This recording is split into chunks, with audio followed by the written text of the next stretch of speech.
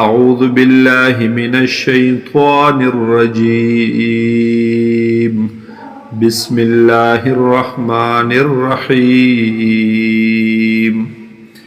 والليل إذا يغشى او قسم دی پشپا هر کله چې راخورشیدا هر کله چې پټ کی هر یو سیز لرا والنهار او قسم دی پورز اذا تجلى هر کله چې روخان شیدا وما خلق الذكر والانثى او قسم دی په هغه څه چې پیدا کړی دی الله تعالی نارینا او زنانا ان سعيكم لشتى بیشک محنتون استاسو سعی استاسو خامخا مختلف دی فاما من اعطى پس هاغه څوک چې ورکړو مال خپل واتقا او پرهیزګاری وکړه ځان بچ وساتو د ګناهونو نه وصدق بالحسنى او رښتیايي وګڼله هغې ښایسته کلمې لرا ښایسته خبرې لرا فسنيسره لليسرى پس زرد چې موږ به اسانه کړو دته هغه لاره د اسانۍ واما من بخل واستغنى او هغه څوک چې بخل وکړو او بې پروا شو دی وکذب بالحسنى او دروغ وګڼله هغې پاکې کلمې لرا هغې ښایسته کلمې ښایسته خبرې لرا فسنيسره للعسرى نو پس زرد چې اسانه بکړو موږ دته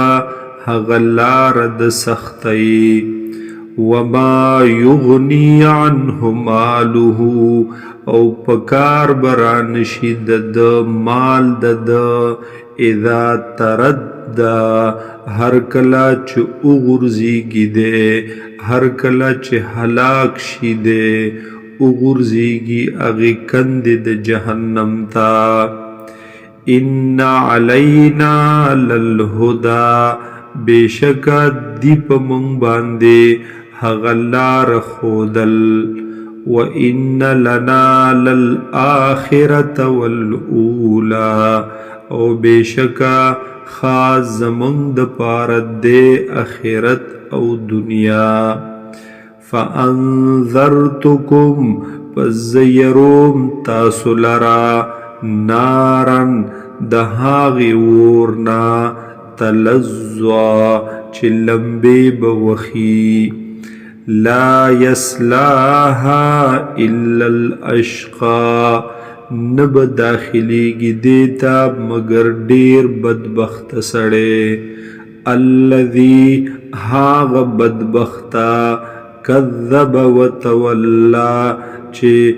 دروغې ګڼلې دی حق لرا دغې پاکې کلمې لرا وتولى او مخې تې نه اړولې وسيجنبها الاتقى او زرد چې بچ پکم د دغې هلاکت نه د دغې اور نه الاتقى هغه ډېر پرهیزګاره سړی الذي هاغ پرهیزګاره یؤتی ماله چې ورکوي مال خپل یتزکا چې پاک شي دی یا چې پاکی شي دا مال وما لأحد عنده من نعمت او نشته دی هیچا لره د سره څه نعمت څه احسان تجزا چې د هغې به بدله ورکولی کیږي الا ابتغاء وجه ربه الاعلى مگر لټول دي د رضا د رب خپل الاعلى چې ډېر اوچت دی ولسوف يرضى او خامخا ډیر زر به خوشاله شي دی.